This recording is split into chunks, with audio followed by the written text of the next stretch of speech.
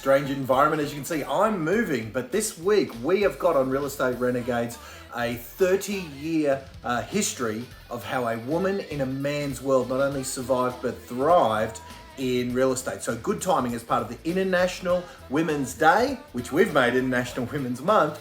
We have got for you, while I'm packing, this podcast is now in the wonderful hands of Naomi and Lisa, who are going to go a retrospective on what it's been like for 3+ decades being a woman in real estate and what it's taken to not only survive but thrive. Check this out.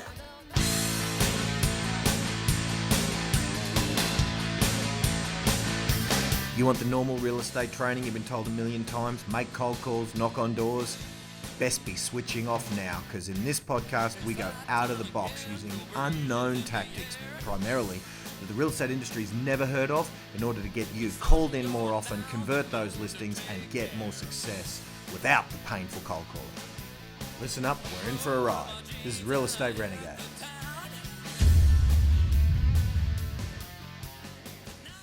All right, so before we get to it, as I said, I'm moving, but while I'm working and doing this and lugging boxes, what hasn't stopped is the lead generation service being done by my team in order for me to help you do your prospecting. That's phone calls, that's cold calls, that's lead generation on Facebook, that is getting you into doors for appraisals with your outsourced prospecting system done at agentprospecting.com.au.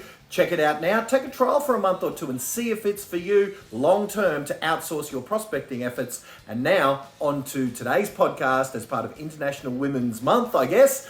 Here's Naomi and Lisa. So welcome everybody to Real Estate Renegades episode number, I think it's number 34. So we're getting up there in numbers. And what better renegade to be talking to today from the industry, none other than Lisa B. Welcome. Thank you for having me. Now, as part of March, being the month that we have been celebrating International Women's Day, we made a decision that we would dedicate the entire month to women in real estate. And so far, we've heard from industry legends Jodie Curran, Joanne Riley, Vivian Yap, and today we are honoured to have the industry legend with us, Lisa B. Multi-award-winning author, 30-year veteran. She's owned and operated real estate businesses, mentored hundreds of agents across the years. She's owner of the popular Facebook page, Let's Talk About Real Estate. She is my friend, my peer, my colleague. Again, Lisa B., thank you for joining me today. Thank you for having me. And it's an honour being International Women's Day month. Yes. But yeah, us girls are focused. Absolutely. I think it's good.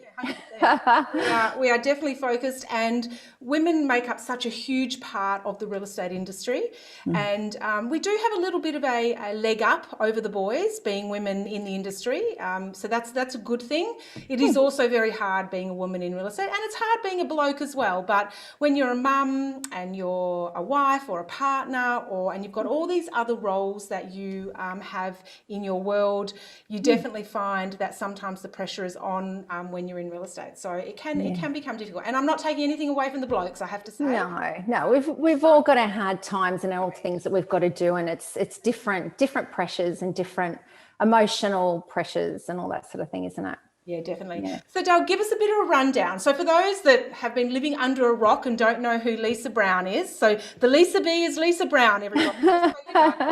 I spoke to a client yesterday, and she's a Lisa as well. And I said to her, you should just be Lisa G. Like, just go with the flow. Lisa B, Lisa G. It just kind of rolls off the tongue. You know, Naomi T doesn't roll off the tongue like Lisa B does. No, that's my adult name. There's a long story behind that, but that's my adult name now. Yes. So Dale, give us a rundown. Where are you at right now? What are you doing? You don't list and sell real estate anymore, but you absolutely are 100% within the industry. So give us a bit of a rundown of where you're at. Absolutely. Okay, well, I started in real estate, as you said, 30 years ago. So I bought my first property in my early 20s, and the real estate agent that sold it to me, I thought, wow, if that's what he can do selling real estate, I reckon I've got this covered. You know, I reckon I can do this. And so then I started in my early 20s, and then had my own real estate office and had different offices sort of over different areas. Always loved real estate, always just loved it. It was always my passion. When I was working in Sydney in Mossman, I started studying all the marketing masters. and studied like Frank Kern, Jay Abraham, who you're bringing out shortly, Brendan Bouchard, like a lot of the marketing legends. And then real estate agents started asking me, what are you doing? Like, how are you doing this? How are you doing that? And then that's how I started getting into online courses and, selling online courses and coaching and training and all that sort of thing. Yep. And, I kind of really stood out, and that's, kind of the personal branding that I love doing. I read the book 4 Hour Work Week and thought I want to do that. So then I based my business, my coaching and everything else on being able to work from wherever I am in the world. And that was one of the books that really changed my direction a lot. Outside of real estate, I'm a kayaker, I'm a mum, I'm a jet skier. Jet ski. Oh yeah, I love jet skiing. An entrepreneur. I love business. At the moment, I'm working alongside you guys, and we're doing EXP. So that's been, kind of challenging, a different kettle of fish completely to what I've been doing. But yeah, so it's always been real estate, and it's something I don't think I can ever get away from. I think it gets into your blood, it gets into your system, and it's hard to, it becomes an addiction, I think, real estate, doesn't it? Yeah, it does, absolutely. So the $1 million question is, would you ever go back to listing and selling real estate? You know what? Sometimes I've thought about it. I've watched some of these Me TV too. shows. I've thought about it as well. I watch some of the TV shows, and I think, and I get all excited, and I think, no, I love what I'm doing. I love what I'm doing. Yeah, me too. I love what I'm doing. Yeah. I am about to I'm about to don the tools again. My mum's selling her home, our family home, which we're all a little bit shaky about, but she's cool. She wants to do it. Mum's ready, and the rest of the family like, where are we going to have Christmas? We're all, wow. So you're going to be doing that? You're getting back on the tools. Yeah, awesome. Yeah, awesome. 100%. So I'm looking forward to that. So look, I suppose, in just looking at across the board for women in real estate, I've got a few questions that I do want to ask you, and these are questions that I spoke with Jodie Curran and Joanne Riley about as well in the first week of March. And anybody who's listening today, if you didn't listen to that podcast, go back, have a listen to it, because it is an incredible interview that we did. The girls just part off so much knowledge, not only for women in real estate, but also for the blokes in real estate as well. But what I wanted to start with you was, what advice would you give? I know. We're not teaching English. 1:30 this morning. No. I don't know what's going on there, but anyway. I know, you've had what no advice sleep, would you give your younger self when you first started out in real estate? So what advice would you have given yourself? Look, you know what? I was so pumped and I was so driven. I put myself out there. There's no advice I could have given myself in real estate that I didn't do. Like I had it nailed, killed it in my area. But the thing that I probably didn't do was know how to switch off. But in saying that, I didn't want to. I didn't want to switch off. I was enjoying it. I loved it. It was like people would say, you need a break. No, I don't want to. I'm reading a business book. I'm loving this. Yeah. But it does catch up on you eventually. Even when you think you're loving it, it does catch up. And it got to the point where I didn't realize it was kind of coming up, and I got to the point where it was like, man, I need a break. I need to do something differently. Yeah. Then I kind of worked out how to delegate and how to leverage and all that sort of thing. But I didn't think I needed to until it got to the point where I thought, if I don't do something, I'm going to die of a stress-related disease, because you do get so addicted to the feeling, and you're so pumped up, and it's, there's so much happening, and it's not until you start to think, this is not good for me. Yeah. Then you think about delegating. So, even then I don't know if I would have done it because I enjoyed it too much. Yeah. And I suppose that's sort of, if you look back over the career, and that would probably be my biggest piece of advice to agents as well, is to say to them, get the help early. Don't wait until you're either burnt out or you've hit the ceiling where you can no longer go any further. Exactly. Hire someone in the early days to support you. Absolutely. No, I agree. And I suppose, and that leads me to my next question. Would that be the thing that you would change looking back on your career? You know what? I don't really have any regrets, because everything that I did has led me to where I am. You know, it's like I make sure now that I take time with my son. I make sure that I switch off. I make sure I have those days kayaking and exercising and jet skiing and, you know, whatever else I can. Whispering to the dolphins. Yeah, The yeah. Dolphin, the dolphin whisperer. I can't wait for the day where you see a shark. Oh no, I do that. I've seen him all the time. Haven't you seen really? one where I've got one where he jumps out just near us. Max and I were on the kayak and it jumps out. I'll send you the link. Yeah, it jumps out just as we're there. I'm filming. Shark though? I'm filming a turtle and then I hear this big splash and I went like this and a bull shark jumps out. Yeah, I'll send you the link. Yeah, no, we see sharks all the time. God. Ugh. Yeah, not great whites, are just bull sharks. Yeah, they're still a great. But bull sharks are renowned for being a little bit aggressive too. So I know. Absolutely. But you know what? They're in their natural environment, and you know, you can't live your life in fear. You know, no, that's exactly right. So, Dale, tell us, what do you think over the years has been some of the main things that you've done? Because you're a mum, you know, you've got Max as and Max is 14 now, I think. Is he 14? 13, yeah. 14. 14. Yeah. So, you know, you've gone through real estate with a young child. What were some of the things that you did to make life easier? I juggled a lot. Yep.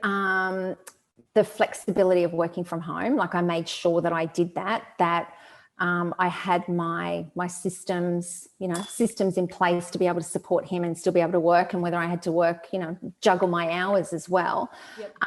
But in the same token, having a child helped me switch off too, as I said before. So, you know, the things that I put in place, he helped me with a lot of that as well. Yeah, definitely. You're kind of forced to when you have kids. Yeah, you do. Yeah, you are. You are. And if I didn't have a child, I would have forced myself in some other way. Yeah, you know. and you were on your own for most of that time too, weren't you? Yeah, exactly. It was just you and he and your real estate career or your real estate business.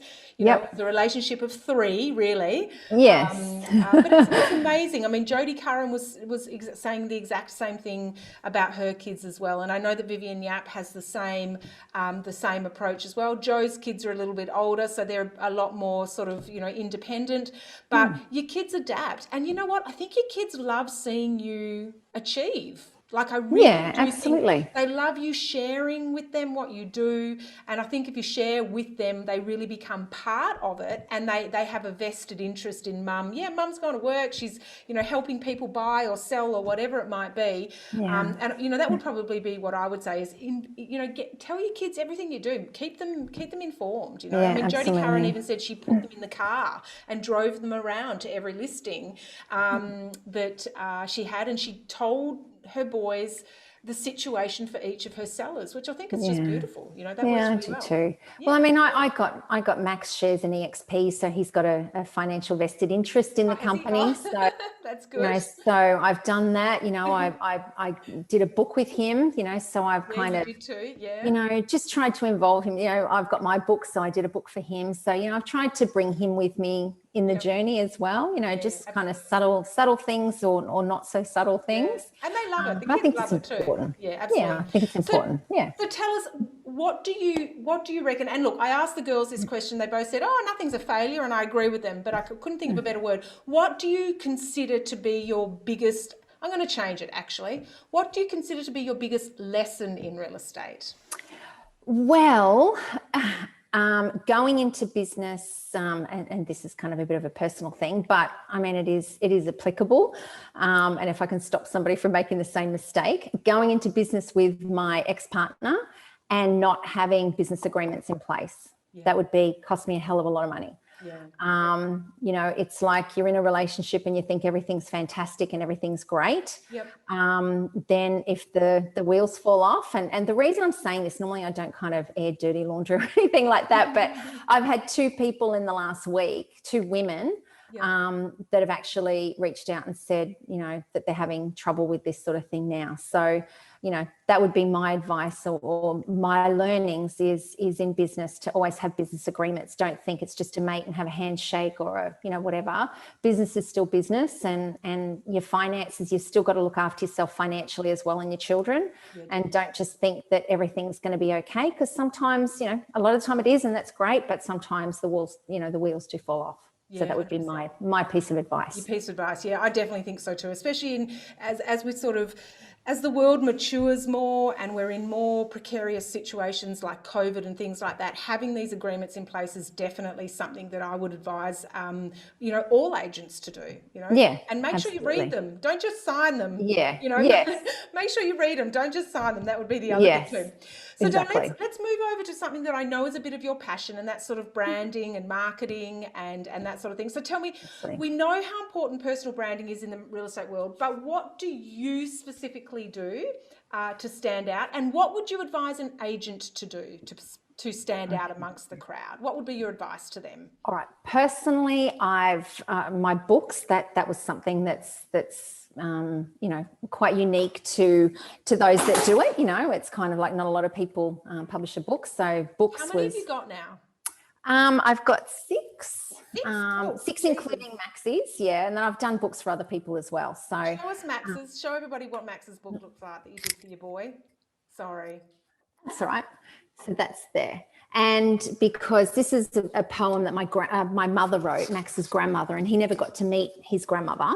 Yep. So that was like a little caricature I had done of him and my mum to kind of put them together in the book. Yep. So it was sort of like her legacy and him being attached to that. So beautiful.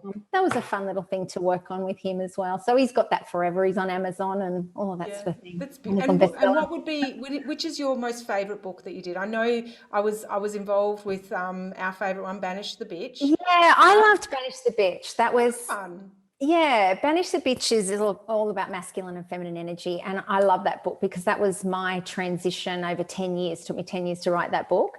Wow. And I still love that book. I pick it up and I look at it and I go, yep, still applies, still applies, still applies. Yeah, definitely. And then the next one would definitely be Secret Agents. And that's the personal branding that we were talking about. So, and everybody that's listening, if they wanted to get a copy, where can they go?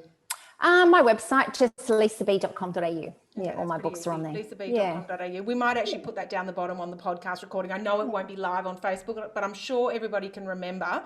www.lisab, just the letter, not B-E-E, just the letter, .com.au. You can get a copy of one of Lisa's books. Any of your books, they're all there, aren't they? Yeah, absolutely. And so I had the books, then I had columns in like Elite Agent magazine, coach on Transform with them, consulted to many different real estate groups. I got to meet a lot of people through that, a judge through REB Awards. So I get to see what's happening out there with different people. And I love being a judge on the REB Awards. I love seeing the quality of the applications and all of that sort of thing. Have my own podcast, go on podcasts like yourself. My Let's Talk About Real Estate group, which has got 4,500 agents, and that's a very active page. So if I was a real estate agent, I would definitely be involved in like listing and selling. I'd definitely be involved in more video marketing and social media. 100%. Videos are just unbelievable for your profile and all that sort of thing. So definitely the videos. What about these agents that sort of say, like I'll get agents that are saying to me, and I know that we haven't spoken about this question, but I know that you'll be able to answer it. So I often get agents saying to me, I don't want to waste my time talking to homeowners that aren't selling now, right?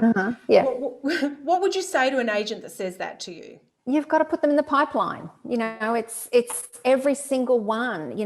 I still work like that with my clients now. I've got people that are considering, coming with us, and I've got ones, that are 6 months away and 12 months away. You've just got to keep moving people up the pipeline and helping them. In business, it's all about helping people, and you can't sort of throw your dummy out of the pram and say they're not listing now, I'm not going to deal with them or whatever. Even if they list with somebody else, still keep that relationship. And I was talking about it with somebody yesterday. It's amazing how many agents miss out on a listing to somebody else and they start abusing the seller. And you said you're going to come with me or this or that. Always be graceful and always be, appreciative and grateful. And they might come back to you or they refer other people to you. If the other agent sucks, then you might, they'll probably refer other people to you 100%. Or they'll come back to you. So, it's always about, identifying if somebody is looking at selling, not quite now, but keep that relationship. That's what real estate is building relationships. Yeah, definitely. We did a survey a few years back, and we contacted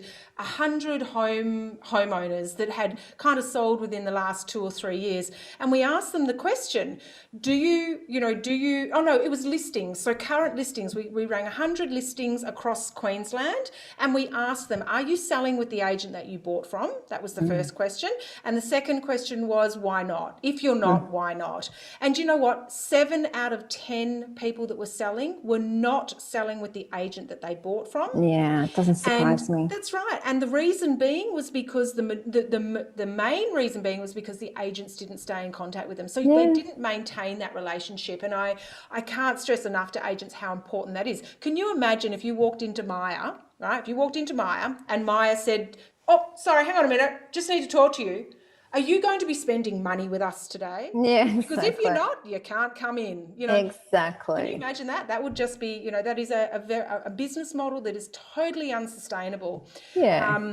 So I think that if agents can sort of start to look at every single person that they speak to in their marketplace, like you and I do, Yeah. whether they're ready to do real estate now or not, they are definitely value into your business. So Absolutely. lots of agents get it. Lots of agents do get it. So Yeah. it's very important. So tell me, what do you think is the best marketing tip that you've ever received? Funny enough, you're promoting Jay Abraham, and I love Jay Abraham, as I tell you. I think it was really his. There's a couple, but Jay Abraham is the one that I said that inspired me to write Secret Agents, because I came away from his event, and as I said, it was about the marketing pillars. It's about your business is here, and your business is propped up by the marketing methods you use. Without those, your business falls, right? So he calls it the Parthenon. So mine was multiple ways of making the phone ring. So that's really where my book came from. So then it was like, what are all the different marketing strategies that real estate agents can use that are going to prop up their business? So that's kind of what really inspired that. So that was one. Don't rely on one source of marketing. You should always be actioning different sources. And when I had my real estate office, it was, like who's doing the for sale by owners, who's doing the untidy houses, who's doing the investors, who's doing the whatever, we had each source actioned, and it was being actioned all the time. So, that was amazing. Brennan Bouchard was to repurpose everything. Yep. You do a video, you do a transcript, you do a podcast, you do a, social media quotes, you do whatever, so you're repurposing all the time. And then the other thing was the video marketing. Like that was something that really, got me on the map 13 years ago, in the real estate space, because hardly anyone was doing them. And that's why real estate agents were contacting me. How do you do this? How do you do that? How do you do social media? And so, back then I was the one of the experts on real estate social media back then, and videos and all that sort of stuff. Yeah. And, so they would be the main things for sure. Yeah, I mean, we always say it's not one thing that will get you 20 listings, going back to Jay Abraham's philosophy. It's not the one thing that will get you 20 listings. It's the 20 things that will get you the one listing. Yeah, exactly. And that's not just a saying. It's not blowing wind in the air or in your face or anything like that. That is absolutely the truth. That is how it works. Yep. 100% of the time. Yeah. So Dale, tell me, COVID-19, how did that change your world? How did that change what you were doing? Like what changes did you make in your life during 2020? Well, I think for us, it was, perfect with the XP because it was a work from home model. So, it was sort of, people saw that it was possible, and that, that they could have the flexible hours. So that would be the number one thing, is just the working from home. Like I'd always done it. Like I've done it for the last 12 years or something, sure. But it was just other people going, oh, okay, this can actually work. And other principals seeing that their salespeople can work like that as well. So I think that was, for me, was the work from home model. And what advice were you giving your clients during that time? Like, I know keep marketing. Yeah. It was like, don't stop. Yeah, just exactly. Keep going, 100%. And it's the ones that kept going that are getting all the listings now. It was like, exactly. I didn't want them to have to restart everything and have to restart, I wanted them to keep the momentum. So that was the number one thing, was just keep marketing, no matter how, no matter what's going on, just keep putting yourself out there. Yeah, and I mean, even the Melbourne agents who really suffered the most during lockdown, Big you know, time. our Melbourne agent clients, we would say to them, just get on the phone, just start to ring your clients, just have a chat to them, just ring them and ask them how they're going. You know, do they Yeah. need anything? Is there anything you Yeah. can do for them? Don't ring them and ask them if they're thinking of selling over COVID or after COVID. No. Just touch base with them, see how they're Yeah. mentally going. So no matter Absolutely. what's happening in the world, there's always something that you can be doing. And you're absolutely right. You know, Joanne Riley, she rang me. I remember she rang me. She goes, "What do we do?" And I went, "Double everything that you're doing. Double the Yeah. phone calls, double the advert spend, double this, double that." She's had a record year. Like, you know, Yeah. in her COVID year was her record year. And she's, Yeah. you know, she probably won't mind me saying this, but she was just shy of $1 million over COVID. Like Yeah. that's monumental, and Yeah, she's going strong, just absolutely. as strong now at the moment. So it's Good huge. on her. Yeah. Good on her. So tell me, who has had the biggest impact on your career, that has led you to where you are today? Okay, when I first started in real estate, Brian Tracy, Yep. Tony Wonderful Robbins. man. Yep. Oh yeah, I Brian loved his Tracy book. is amazing. I remember I got advanced selling strategies when I was, 23 or whatever it was. And I opened the book and I went, okay, I'm just going to do whatever he says. And I highlighted everything and I didn't go to the next page until I did the first thing. I didn't I wanted to read it. I'm like, no, not going to go to it until I've done this. And so his was like my Bible. Yep. Tony Robbins, big time, just for mind, Sure. mind awareness, all of that sort of thing, and not being scared to do things and knowing how your mind works. Yep. Tim Ferriss, so the 4-Hour Work Week. Of course. Yep. Jay Abraham, of course, the marketing. Brennan Bouchard, and people won't like this, but Neil Genman. Neil Genman was somebody who, without him, I don't know what I would have done starting off in real estate. He was like the trainer that I found that I related to at the time. And he's got some sound principles. he was instrumental in just me knowing how to run an office. Like I'm in my 20s, I knew nothing. Yep. At least I had a structure. Without that, had a structure, I wouldn't have had anything. So I owe a lot to him. Yep. I mean, I paid him a lot too, don't get me wrong, but just without his systems, I would have been lost. But look, I mean, you paid, but look at what it yeah. Oh yeah, exactly. It gave you an amazing amount of knowledge and big time. and really sort of set a great platform for you to become who you are today. Yeah, absolutely. With everybody else, of course, that's along the way also. Exactly. Yeah. So getting towards our last questions, tell me, as a woman in real estate, what makes you proud at the moment?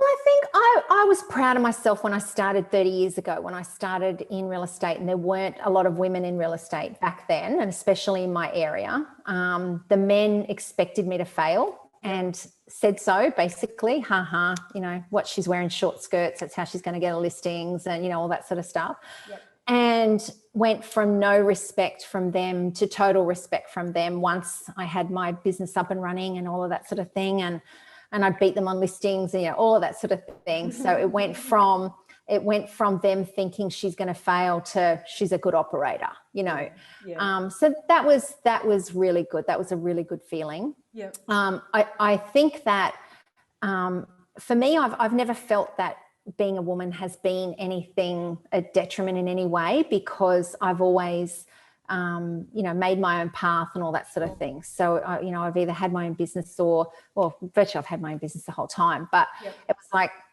I was responsible for my pay, and I was responsible for any increases to my pay, so I wasn't relying on somebody giving me a pay rise. It was like, I want a pay rise. Yeah, absolutely. I just increase my commission that I charge, or, I sell more houses. So, so I think I've always just been in control of my own destiny with that.